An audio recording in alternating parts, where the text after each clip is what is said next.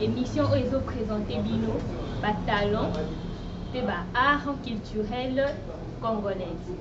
Bisika nyonso bozolanda biso na pesi bino na bangote ebele na numéro ya lelo na meme bino mutu moko aza spécial.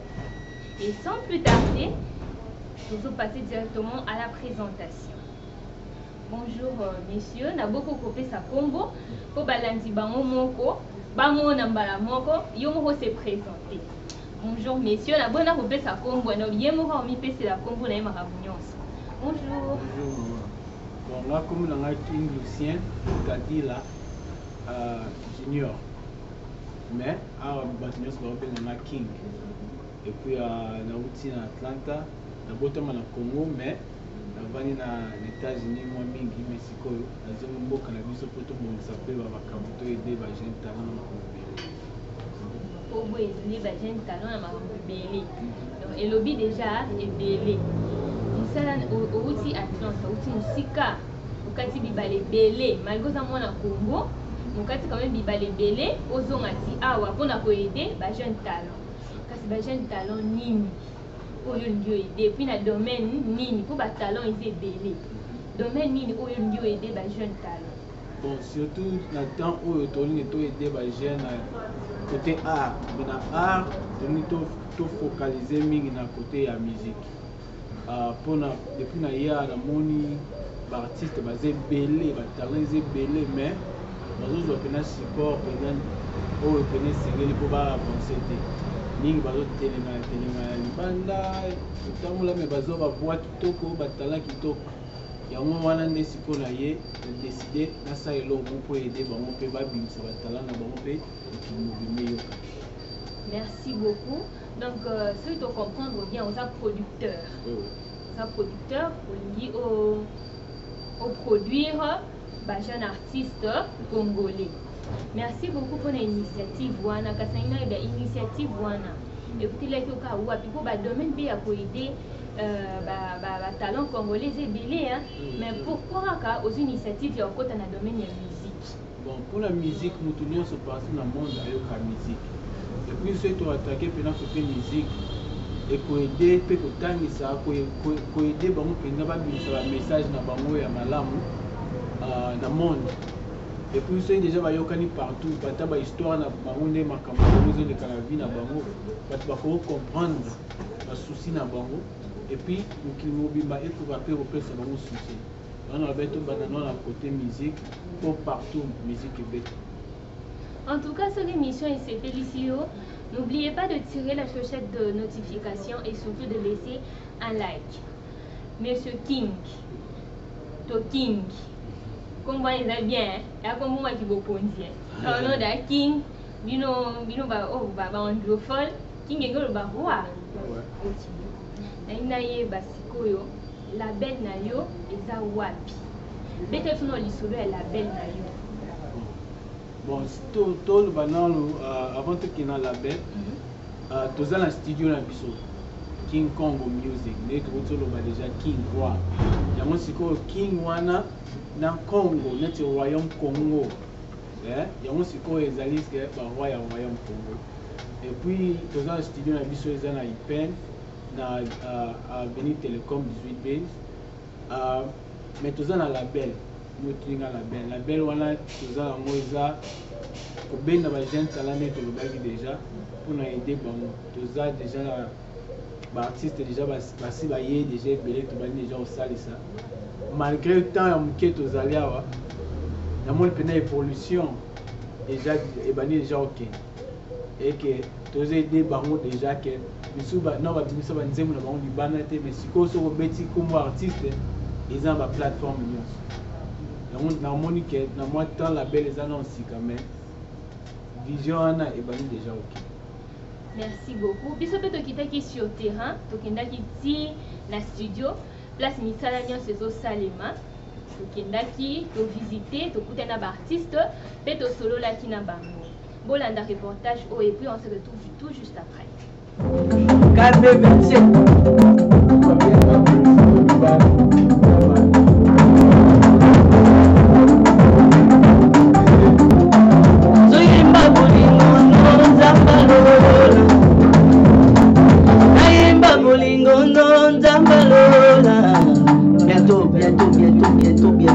bientôt quelque chose se prépare. Bientôt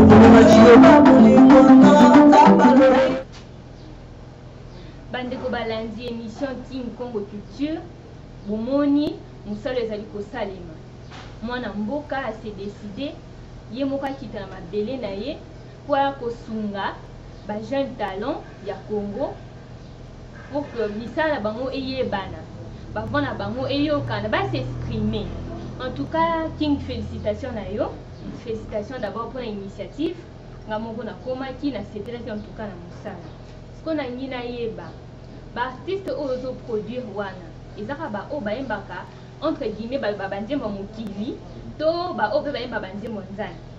Bon na décidé kozwa bato nyonso côté ndenga banzembo nzambe ga obolo ba gospel ba profonde bolobaka bango nyonso baya ozwa bato nyonso et puis à partir ya wana toyebi nde nini to placer ba banda bobandi déjà musala esali combien de mois, il y a combien de années?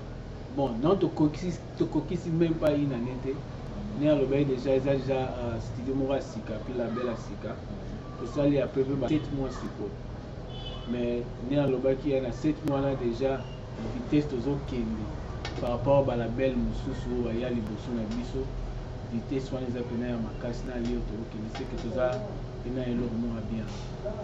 Ok, sur la plateforme artiste ni déjà ici lancé déjà sur le marché pour bandeko balandi pe basa pour ça bayeba artiste nini oyo mwana mboka ici a lancé déjà banzembo ni bako bandada ya koyoka ya King Congo Music. Bon pour le moment toza na Charmelo Moyembi ye déjà tobimisi nzembo na ye eza audio eza déjà na ba plateforme nyonso comme nzembo ngo comme nango Caresse tozali na NG9 ye nzembo ne pe ezali Matropo nyonso mibale batrip na bango ezobima déjà kala mingi te bomona mpe na ba chaîne télé na bino tozali na Sosaji ye pa bimisi déjà nzembo na ye dans le noir tozali na Fumu oyo banzembo ne pe eza ebimi déjà na plateforme ye ni mokili makambo et puis tozali susu na Chacha na Chacha ye kuta sale collaboration moko na nzembo na DJ Deba Montana na Suisse totiaki nzembo na ye na album na ye abengisi biso à partir ya awa pour que totinile tosala collaboration na featuring na nzembo na ye et j'ai créé déjà eza na plateforme joie epay déjà eza na plateforme pe nyonso et puis susu sek na biso pe aza pe artiste na biso ye aza pe na nzembo déjà na ba plateforme pe nyonso David Kaito nzembo ne wana ezali totelema eza déjà na ba plateforme pe nyonso mais ba misusu pe bazoya tozokotisa bango kaka moko na moko. En tout cas, ce que l'émission est Félicio, n'oubliez pas de tirer la clochette de notification et surtout de laisser un like. N'oubliez pas de vous abonner à la chaîne Nabino, chaîne ya Banamboka. King message nous peut adresser na ba talent onion soit fan na ba on anda. Ba onion soit chance wana te ke ba yo ka bango. Message nous peut adresser bango. Mais message ni nous peut adresser na peuple congolais. Hein, précisément ba kinois au bazar awa po yoti na libanda message ni siko ko adresser ba bon pour la ba artiste au bazar na lo ba nyonso soko zui malgré nengo banaki ezate ke suki wana mingi ba comment décourager le la ba sala ba pa ba comme ba kangami quelque part wana na o conseiller bango kaka bo continuer ko travailler bo ya pa na biso pour tout aider bino pour évoluer na makambo bino bo sala ko so otike aussi décourager jamais au lingo créer ou bien au bimisa ba œuvre na balo bimisa. King, merci Tokomina Souka. Pour moi ça a été un plaisir de te recevoir sur mon plateau.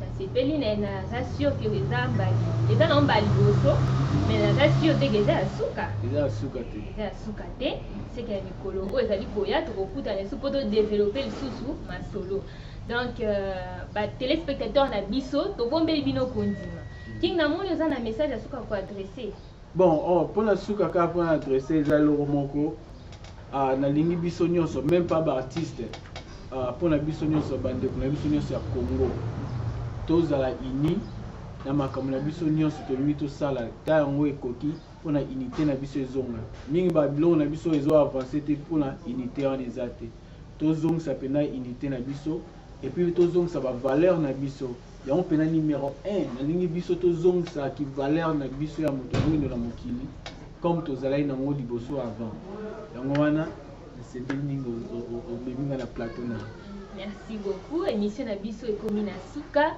tokutani na mikolo oyo ezali koya